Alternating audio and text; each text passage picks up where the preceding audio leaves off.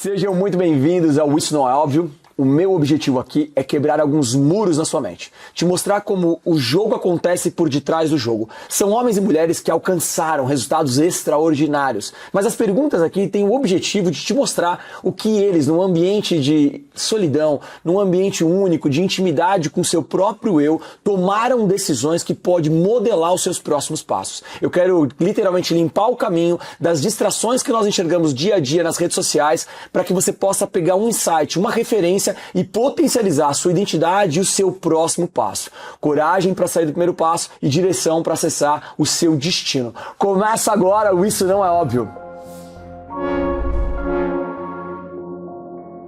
No episódio de hoje, a gente tem um convidado mais do que especial e é claro que não é óbvio.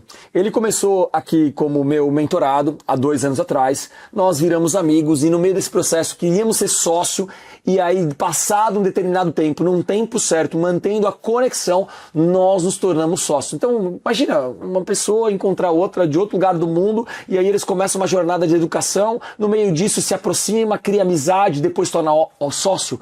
É óbvio isso? É óbvio que não. E eu quero que vocês conheçam o Antônio Sanches, um cara que eu amo com todo carinho, com o jeito dele, a mentalidade dele, a identidade dele, quem ele é, e vocês vão descobrir exatamente por que eu enxerguei os valores e as soft skills desse cara. Seja muito bem-vindo. Fala, Paulão, obrigado. Uma alegria estar aqui contigo. É uma alegria minha. Deus te abençoe, Deus te prospere. Nós Vamos abrir essa caixa de Pandora? Bora. Então vamos embora. Tô até com medo. O que não é óbvio para o Antônio Sanches? Então, na minha jornada de vida teve várias coisas que não foram óbvias. Mas hoje, o que não é óbvio para mim, tanto que os Estados Unidos é um país difícil, todo mundo acha que é extremamente simples, mas não é. É um lugar bem difícil de você empreender. E, como você sempre fala muito de espiritualidade, o tanto que Deus quer você perto dele e você não está querendo ficar perto dele. Essas são as 2 coisas que hoje não são óbvias para mim. As pessoas não enxergam isso e que mais apanham na sua trajetória. Ou seja, as pessoas que olham os Estados Unidos de fora olham uma facilidade. E eu acho que essa questão não é os Estados Unidos. Vamos refletir aqui junto. Eu acho que qualquer coisa que as pessoas olham que tenha possibilidade de crescimento, sucesso e resultado fora do que elas fazem, parece ser fácil lá fora e difícil aqui dentro em qualquer universo. Você não acha isso? Então, mas aqui o mais difícil é a competitividade. No Brasil a gente tem a impressão que a gente é um baita do empresário, né? Porque lá você tem pouca gente brigando com você, dependendo do ramo que você está operando. Tá bom. Mas você tem um governo lá que te oprime. Uhum. Então, quando você consegue romper a barreira de que o governo já não te oprime mais, o seu negócio prospera. Tá bom. Aqui, você não tem um governo que te oprime. Na verdade, o governo te empurra, ele quer que você cresça. Só que você tem mais 320 milhões de pessoas que têm a mesma oportunidade que você, que no Brasil a gente não tem. Mas isso não é óbvio que é o melhor ambiente para você se desafiar e crescer? A gente está buscando um ambiente confortável, um ambiente desafiador no sentido lógico do crescimento, ou seja, outros empreendedores jogando um jogo onde a capacidade de empreender é melhor. Exatamente. Você entende? Porque o Brasil é óbvio que é um lugar incrível para empreender. Eu empreendo no Brasil, tenho negócios no Brasil. O Brasil é uma potência. A gente sabe que o problema político é algo crítico no Brasil. Mas quando eu paro e olho entre Brasil e Estados Unidos, eu prefiro financeiramente vencer nos Estados Unidos que vencer no Brasil. Não porque é óbvio que o dólar é 5 vezes mais. Não é questão disso. Eu acho que é por uma série de questões que aqui você tem um nível de consciência mais elevado.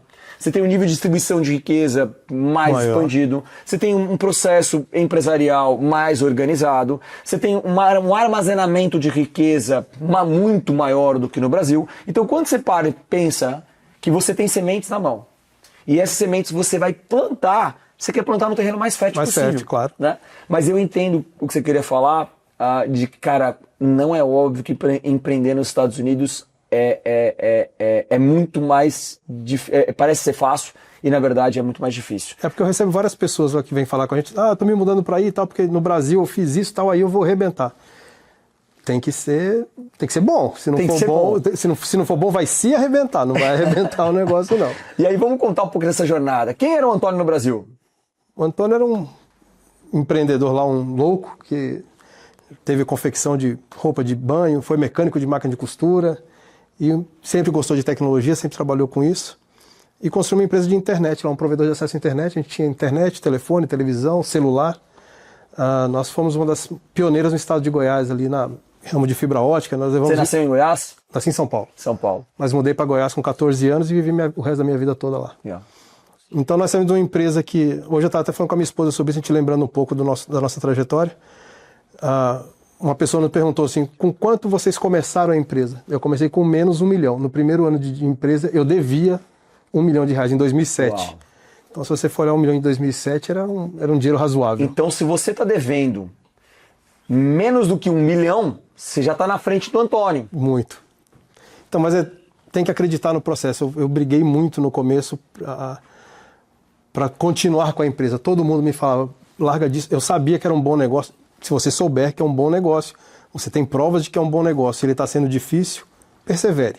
Se você não tem certeza que é um bom negócio e está aí quebrando a cabeça, pula fora. Aí é outra pegada. Mas eu tinha muita certeza do que eu estava fazendo. Ali era Deus falando, vai que... Na época eu não ouvia direito, mas ele falava bem alto para eu escutar. Então, assim, eu perseverei por 7 anos para o jogo virar a chave. Uau, foram 7 anos para sair do menos R$1 milhão para empatar a conta. Uau, para empatar a conta. Para empatar a conta. E o que te fez manter? Eu entendo que você tinha uma visão, mas visão do quê? O que você enxergava que fazia sentido permanecer? Para que alguém que esteja aqui nos ouvindo possa falar, cara, eu tô passando pela mesma situação, mas quem foi que ele viu que... Como é que eu faço para enxergar o que ele enxergou? Porque era uma dor muito grande, que tinha uma receita recorrente e ninguém conseguia suprir essa demanda. Então, só que a demanda por investimento para esse negócio ser resolvido que era muito grande. Então tinha uma dor de um público. Qual o tamanho desse público? Pequeno, médio ou grande? A população mundial. A população mundial, tá bom. Então, ou seja, todo mundo quer. Todo mundo quer internet. Ok. Poucas pessoas resolviam. Na época só tinha uma empresa, na época era Brasil Telecom que resolvia. Já tinha alguém que já tinha esse track record? Já. Muito Legal. ruim, mas tinha. Ok. E aí, para poder chegar nesse track record, precisava de muito dinheiro? Muito dinheiro. Legal. E aí, como é que você fala assim, tem muita gente, a dor é boa, a recorrência é ótima, mas o que te fazia acreditar que sem dinheiro você ia conseguir chegar na solução? Então, na verdade, não era que é sem dinheiro. Comecei com dinheiro, construí um primeiro momento, comecei a ter clientes, comecei a ter um resultado excelente, só que aí vem o poder da escala, né? Pô, eu estou fazendo com 1.000, eu fiz 100 clientes, com 10 mil, quantos clientes eu consigo fazer?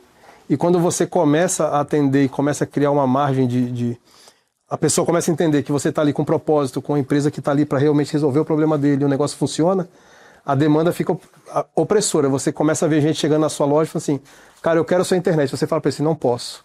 Eu quero a sua internet, não posso. Uau, você escuta isso uma, duas... Óbvio. Isso não é óbvio. Só que 100 pessoas te falando isso em uma semana, você fala, cara, eu preciso dar um jeito nisso.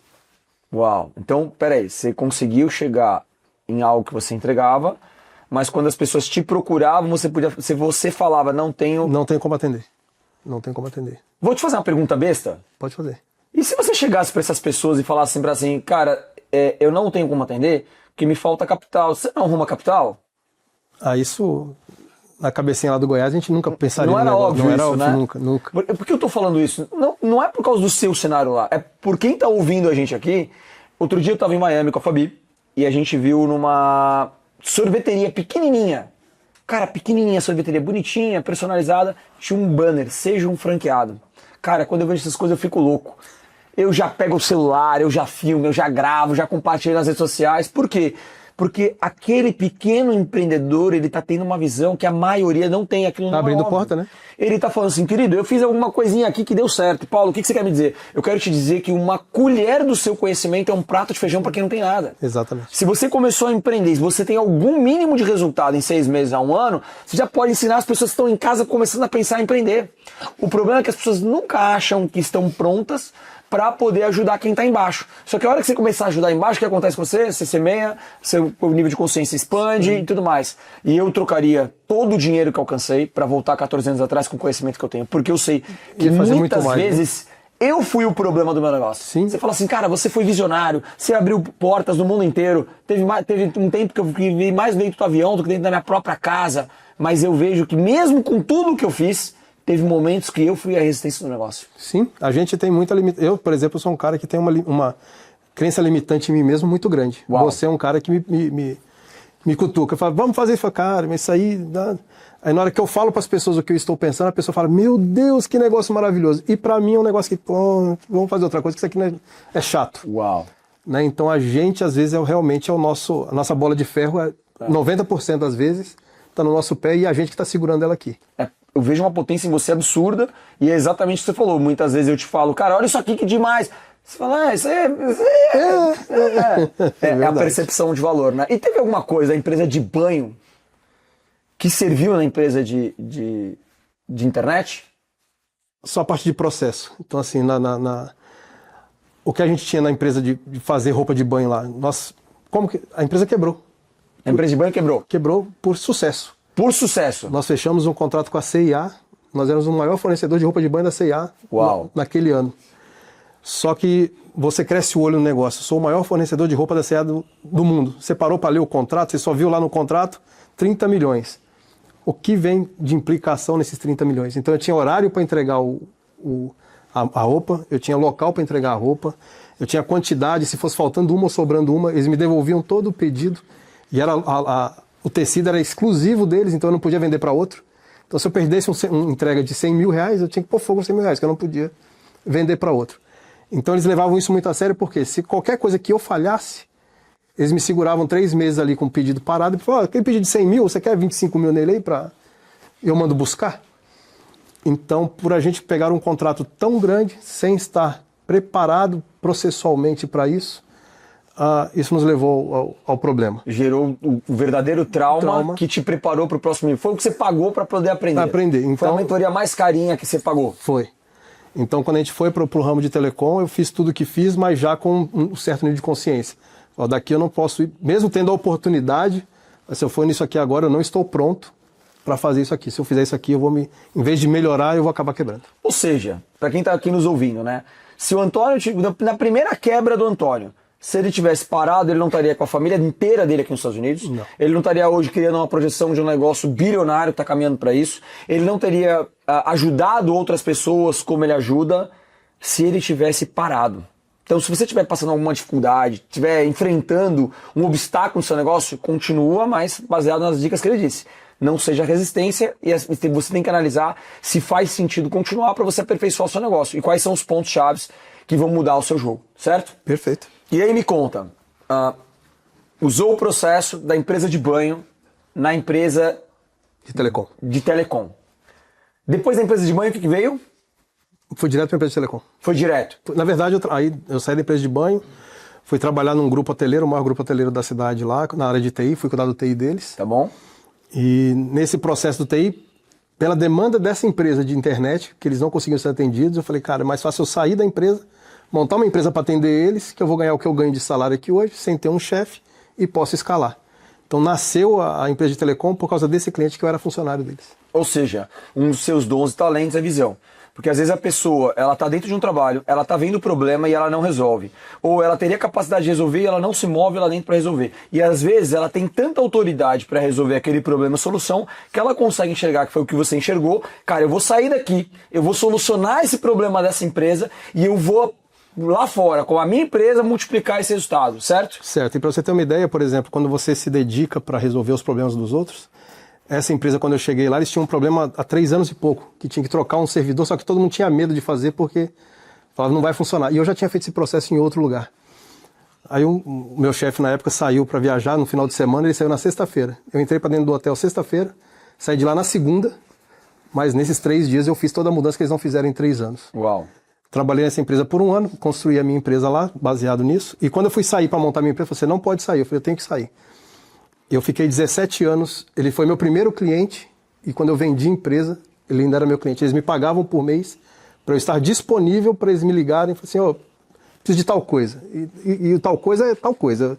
Eu era o Severino. O que eles precisavam de tecnologia, ele estava disponível para eles. Então, durante 17 anos, eu ainda fui um funcionário deles por esse tipo de relacionamento. E a empresa de telecom durou 7 anos? 17 anos. 17 anos? 17 anos. Mas 7 anos foi de perrengue? 17 anos de perrengue, 7 anos de perrengue e 10 anos foi crescendo. 10 anos crescendo. E vendeu por quanto? Um pouco mais de 50 milhões. Pouco mais de 50 milhões. Quanto pagou de imposto, você lembra? Cara, foi uma paulada, viu? Foi quase 7 milhões. 7 milhões de imposto. E aí? Você construiu uma jornada de 17 anos solucionou uma dor de milhares de pessoas, resistiu o processo, e quando você conclui o processo, dai a César o que é de César, porque esse é o seu papel, cumprir. Para quem está jogando jogo grande, já entendeu que não faz sentido lutar contra o sistema. Então eu quero te dar um conselho que não é óbvio aqui, não lute contra o sistema.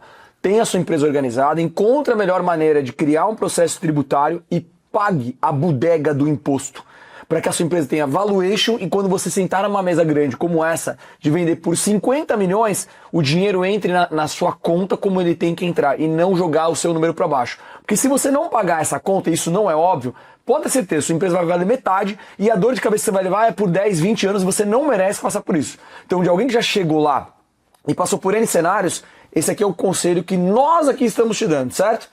E aí, e esse é um detalhe importante, tá? Uma empresa como a minha leva de 6 a 12 meses para ser vendida. Eu vendi ela em 3 meses morando aqui nos Estados Unidos. Uau, porque ela estava organizada. O cara chegou lá, então, por exemplo, o telecom, todo mundo esconde os postes que usa. Então, no contrato de compra, eles pedem pelo menos 60% da rede regularizada. Quando eles foram olhar os nossos projetos, eu tinha 102%. Eu usava 100% e pagava, e tinha 2% que eu já tinha projetado, já estava pagando, mas ainda não tinha feito. De margem. Então, os caras olharam para aquilo. Para você ter uma ideia, eu mandei 227 colaboradores embora pelo Zoom e não tive um processo trabalhista. Uau. Então, se você tem um negócio que você precisa esconder o imposto, que você não consegue pagar o seu funcionário dentro da folha, se você precisa fazer malabarismo, você não tem um bom negócio. Então, se você tem um negócio que você consegue pagar tudo e sobrar um dinheiro para você, você tem um bom negócio. Agora, fora isso, no final das... Você está só mudando o momento de pagar. Se você não paga no seu mês ali, na hora de vender, você vai pagar essa conta. Se você pagou durante um mês, na hora de vender, você pega o dinheiro limpo, porque você já pagou essa conta lá atrás. E vai pagar mais caro. Mais caro, mais caro. Juros sobre juros sobre juros. Então, ou seja, se você, porventura, já fez qualquer coisa diferente disso, tá tudo bem, tá perdoado. Jesus te perdoou, Jesus morreu na cruz pelos nossos pecados. Mas cabe você agora despertar e automaticamente pensar como é que eu posso organizar o meu negócio. O que não está sendo óbvio na minha operação para que ela possa ter valuation e eu possa... Uma empresa ela foi feita para... Dá dinheiro. Dar dinheiro. E ela foi feita para ou ser herdada, ou ser vendida, ou quebrar. Não tem outro destino. Né? Então, automaticamente, a gente não quer que a sua empresa quebre, a gente quer que a sua empresa prospere e que você venda ela. Não pode ter paternidade dentro de uma empresa. E como é que aconteceu a vinda para os Estados Unidos? Por que Estados Unidos? Então, na verdade, a gente veio para fazer estudar inglês, para poder conhecer um pouco da cultura. Tá? Nós viemos em 2018 e 2019. Eu morei aqui 2 anos antes de vender a empresa. Gostamos muito e tal. Fomos para o Brasil, porque eu comprei uma empresa lá, um outro provedor, em final de 2019. Então a gente voltou para o Brasil para poder tocar essa nova operação lá. E 2020 veio a pandemia, e o que aconteceu com provedores de internet? Foi um dos poucos mercados que explodiu. Que todo mundo precisava de internet. Todo o meu projeto de investimento para 5 anos eu tive que fazer em 1 ano e meio, mais ou menos. Uau. Então o que eu ia crescer em 5 anos, eu tive que crescer em 1 ano e meio por causa da demanda. E nesse processo de demanda, a gente não podia vir para os Estados Unidos, como eu ia para o Brasil só por 3 meses no final de 2019, então eu deixei carro, tinha comida na geladeira. Falei, coisa de freezer aqui no estraga em 3 meses, deixa aí. E a gente não conseguiu voltar, porque em março fechou tudo, pandemia 1 mês, 2, esse 1 mês, 2 virou 1 ano e meio. Uau. Nesses 2 anos que a gente estudou aqui, minhas filhas fizeram high school aqui. Então no meio do ano, no finalzinho de 2020, eu falei, eu preciso ir lá para o Brasil, preciso ir lá nos Estados Unidos ver a casa, né? Então a gente veio, fiquei no Panamá 15 dias, fiz a quarentena, entrei aqui nos Estados Unidos. Então quando eu cheguei em casa, aqui nos Estados Unidos eles gostam muito de carta, né? Eu tinha umas 2 toneladas de carta lá em casa que a moça da faxina ia lá toda semana e pegava para nós. E eu tinha várias cartas de faculdade para minha filha do meio, ela sempre tirou nota A. Então Harvard, Stanford. Uau, que incrível. Você quer vir estudar aqui? Está disponível para você. Isso me deu um choque muito grande no dia que eu abri essas casas. Eu falei, gente, eu não posso privar minhas filhas de ter uma oportunidade dessa. Isso foi em abril de 21. 1º de agosto abriu as fronteiras, dia 2 de agosto eu estava aqui com elas para elas poderem viver esse sonho. Estão vivendo aí hoje, estão aí fazendo. Então foi por elas, é tudo pela família. E o que foi melhor de morar aqui nos Estados Unidos?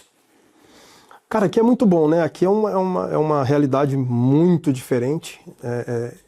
Eu sempre fui meio americano, assim, eu sempre gostei muito de filme e tal, então assim, eu gosto muito da cultura americana. A gente se adaptou muito bem, então a nossa família é uma família que se basta, eu não preciso... Tenho muito poucos amigos, nós somos amigos há 2 anos, eu nunca fui na sua casa, você nunca foi na minha. E isso está tudo bem, para nós está tudo certo, quando a gente precisa se encontrar, a gente se encontra. Então, assim, quando você tem uma família que você se basta com ela, eu saio do meu trabalho, eu vou para minha casa, fico lá com a minha família, eu volto. Então, para nós, a distância do Brasil não fez muita diferença. Hoje eu falo mais com a minha mãe do que quando eu morava do lado dela. E aqui eu não tenho preocupação com nada. Eu largo meu carro aberto na porta da minha casa, minhas filhas saem para ir para casa de um amigo, eu não tenho que me preocupar se vai acontecer alguma coisa ou não vai. Pode acontecer? Com certeza. Mas a probabilidade é muito menor. Então, tudo aqui é muito mais justo, é tudo muito mais certo, é tudo muito preto no branco. Então aqui você se dá bem porque você faz certo e você se dá mal se você fizer errado, porque é tudo preto no branco. Se você assinar um contrato, tá, que eu vejo muita gente vai alugar uma empresa, vai montar uma empresa e faz um aluguel comercial. Só que ele não leu o contrato lá, que o aluguel dele é de 5 anos. Ele acha que é igual no Brasil. Não, daqui eu cancelo, pago 3 meses de conta e tá tudo certo. Não, um contrato comercial, se você alugar ele por 5 anos, ficou 2 meses e quero sair, tudo bem, me paga os outros 4 anos e 10 meses aí que tá tudo certo. Isso não é óbvio, né? Ninguém te conta. Não, ninguém te conta. O cara chega aqui, não sabe ler o inglês. O cara, não, é só o contrato aí, então, 3 meses. Tem uma ideia de quantas coisas não foram óbvias pra você nesses 7 anos dos Estados Unidos? Nossa, o aluguel foi um. Eu pago um ponto ali, ainda faltam 2 anos aí pra eu terminar de pagar. Uau, e você não usa o ponto? Não, aí o que eu fiz? Eu montei uma segunda loja, arrendei a segunda loja pro cara que era meu gerente. Falei, assuma a bucha aí, fica com você, mas tá no meu nome ainda. Caraca! Uau! Então teve várias coisas aqui que a gente não é óbvio. A parte tributária aqui é muito simples e por ser muito simples a gente acaba deixando ela meio de lado, porque é muito simples e na hora que o simples dá errado é um problema grande também. Confiar muito nas pessoas, por exemplo, eu tomei uma fiscalização de trabalho aqui, você acredita? Tem uns 2 meses, nunca tinha acontecido. Chegou a mulher lá e falou assim, você tem o seguro dos seus funcionários? Eu falei, não. Você sabia que você precisa ter? Eu falei, não. Quando você tem mais de 4 funcionários, você tem que ter um seguro obrigatório para todo mundo. Aí eu falei, gente, eu pago um contador, ele nunca me falou nada, ele sabe quantos funcionários eu tenho. Eu pago um cara para fazer todos os meus seguros, seguro da empresa, dos carros, da família, ele nunca me falou nada. Eu sou uma criança aqui, eu só tenho 4 anos aqui. Então não foi óbvio para mim tomar a multa já tomei uma multinha aqui de Ministério do Trabalho. Ela queria fechar a loja e se eu abrisse a loja eu ainda ia preso. Uau! Ela falou assim, você foi legal, me atendeu bem, vou deixar a loja aberta, não precisa fechar, mas você tem 48 horas para resolver o problema. A multa eu tomei. Uau! Então tem muita coisa aqui que não é óbvio. A gente acha que é tudo muito simples, é tudo fácil, é tudo simples, mas não é fácil e se você não fizer direito, custa caro. Então vamos aproveitar esse momento aqui. Qual que é o próximo passo do Antônio? Por quê? Porque uma das coisas que eu acredito na vida e na jornada do empresário, do empreendedor, é que ele está sempre em ciclo. E esse ciclo ele tem um começo, meio e fim. E esse fim, ele é a porta de passagem para um novo ciclo. Se você não estiver prestando atenção no seu próximo passo, certamente está deixando dinheiro na mesa. Então o que eu acredito? Eu acredito no dinheiro da sobrevivência, no dinheiro da maturidade do negócio, no dinheiro do transbordo, e na hora que ele chega no transbordo é hora de começar um novo negócio para você continuar, inclusive, se desenvolvendo dentro do processo. Qual que é o próximo passo do Antônio?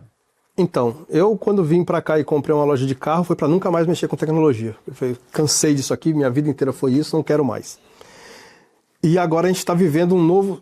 Por que eu insisti no começo? Porque era a internet. Eu sabia que o mundo não voltava para trás mais a internet. Não tinha como você viver num mundo sem internet lá em 2007, imagina hoje. E eu vi agora a bolha o mercado da inteligência artificial. Não é uma bolha, né? Não é uma bolha. É uma realidade. É uma realidade. Não, é que o pessoal fala tanto de bolha, você fica o dia inteiro escutando bolha, por isso que mas não é. A humanidade não consegue mais voltar para trás da inteligência artificial. Não vai deixar de existir. Pode ser que não vire o que eles falam, que vai ter um robô andando fazendo seu serviço. Eu acredito que vai levar muito tempo para chegar nisso. Mas para você usar no seu dia a dia, para se desenvolver, para facilitar seus processos, isso não tem jeito. Aí eu conversando com um amigo no café da manhã um dia, chama Paulo Casacas, inclusive, no café da manhã que a gente estava tomando, ele falou uma coisa que eu comentei outra, conectou, então hoje o meu próximo passo é a gente construir uma empresa juntos, e tornar essa empresa o maior hub de IA dos Estados Unidos. Vambora, vamos criar isso, uma alegria. É uma alegria estar contigo, irmão. Eu vejo você um cara com princípios, com valores, com caráter, com família. E principalmente, o que mais me alegra em você está o tempo todo em transformação e essa transformação em Cristo. Quando eu escuto toda essa sua trajetória, eu vejo um homem em desenvolvimento o tempo todo. Então acho que a mensagem minha para você nesse momento, ao ver esse filme da sua vida até aqui, continue se desenvolvendo, porque é uma das principais preocupações que eu tenho comigo. Hoje, quando eu olho outros empresários e eu pergunto quais são seus sonhos, primeiro que a maioria não sabe quais são seus sonhos. Aí quando você aperta lá quais são seus sonhos, ele fala, um carro, uma viagem, conhecer o mundo, fazer isso, aquilo, você percebe que são coisas para ele usufruir. Mas nunca o empresário está na lista dos sonhos, sendo que ele deveria ser o primeiro dos sonhos. Qual que é o meu sonho? Eu entendi que esse jogo é o que faz parte da minha vida e que faz sentido. Eu quero chegar em dezembro de 2026 e não conseguir reconhecer quem eu era em janeiro de 2006. O primeiro sonho da minha vida é me desenvolver de tal forma que as minhas habilidades, o meu talento, o dom que Deus me deu, eu consiga honrar ele frutificando o máximo possível. Eu vi uma palavra de um pastor, o JB, há 2 semanas atrás, mais ou menos, já tomei posse dessa palavra. Acho que esse é o grande jogo aqui do Isso Não É Óbvio. Tome posse das palavras que faz sentido para os seus próximos passos. E ele virou para a gente na mesa e ele falou assim, eu tenho uma semente na minha mão. O que eu tenho? Uma semente. Não. Eu tenho uma semente na minha mão, eu tenho uma árvore. Vou te perguntar de novo. Eu tenho uma semente na minha mão. O que eu tenho? Uma árvore. Não. Eu tenho uma floresta. Uma floresta. E aí, quando você para e analisa essa analogia, nós somos uma semente que deve dar árvore, que essa árvore deve dar frutos, que esses frutos devem virar uma floresta. Eu estava num evento agora em Hartford, esse final de semana, e eu fiquei impressionado com o que aconteceu lá. Eu estava num ambiente muito legal, sem empreendedores, nevando, uma neve severa. Eu falei, as pessoas não vão vir. E eu fiquei impressionado que eles foram, estavam sedentos, estavam com fome. E o ambiente com uma baita estrutura, eu quis entender um pouquinho melhor sobre aquela estrutura. E aí eu fui conhecer e descobri que aquele ambiente foi investido pelos donos do Subway. Eu falei, como assim os donos do Subway? E aí a Iandra, que é a CEO da operação, ela tá contando, os fundadores, os founders do Subway, um homem, uma mulher, uma brasileira e um americano se casaram, tiveram filhos aqui, improváveis, prosperaram a tal ponto que eles têm uma série de associações que eles ajudam de empreendedores e para ajudar a edificar famílias. Tanto no Brasil, porque ela é brasileira, quanto nos Estados Unidos. Só esta operação, que cuida aqui do centro-oeste dos Estados Unidos, para ajudar outros americanos, hispanos e brasileiros a empreender e a crescer, é destinado $6 milhões. Uau! Eu perguntei para ela qual é o total de investimento do Subway para as fundações. Ela falou, não sei. Eu entendi que são várias, eu estou estimando que seja em torno de $30 milhões que é destinado por ano. Eles já morreram. E os frutos daquilo que eles geraram são tão grandes que servem para os filhos e serve para os netos, para os bisnetos e serve para mais várias outras pessoas que são impactadas. É impressionante. Nós estamos falando que 2 pessoas fizeram isso. E aí quando eu associo com o Êxodo, o povo clamava no deserto, no Egito, Deus pega Moisés. Por quê? Por causa do coração de Moisés, por causa do caráter de Moisés, porque Moisés não vivia com mentalidade de escravo. Só que o que foi mais impressionante, porque Deus podia primeiro ter fulminado o faraó, podia ter acabado com aquela história. Deus podia, no meio desse processo, pegar alguém que estava clamando no meio do povo, era hebreu, do mesmo jeito, e honraria a vontade de Deus, porque quem fez tudo foi Deus. Mas Deus foi buscar 2 pessoas, uma de fora e uma de dentro, porque Araão era de dentro, né? Eu não tinha parado para raciocinar isso. Araão era de dentro para poder ser par com Moisés. E dentro dessa analogia toda, 2 pessoas salvaram uma nação. Então o que você está esperando para salvar uma nação? Você tem capacidade, identidade, força e energia para isso. E essa mensagem que eu quero te entregar aqui. Mensagem final, irmão, para quem está ouvindo aqui. O que não é óbvio, cara? O que não é óbvio? Então eu vou falar um pouquinho de Deus. Amém. Deus para mim não foi óbvio durante minha vida toda. Ele me achou aí há 7 meses, 8 meses atrás. E o que eu tenho vivido nesses 8 meses é difícil de pôr em palavras, tá? Então assim, quando as pessoas... Eu tive vários amigos que eram crentes, que não sei o quê. Eu tenho uma amiga que chama Érica, que eu sempre falo, crente louca lá. Hoje eu sou o crente louco, eu sou amigão da Érica. Assim, hoje eu consigo entender 100% por que ela falava com aquele amor, com aquela vontade de falar, cara, isso não faz sentido. E Deus me perseguiu durante 50 anos. Ele me levou até o extremo para eu poder ouvi-lo. Então, às vezes, não faça como eu. Ouça, esteja disponível.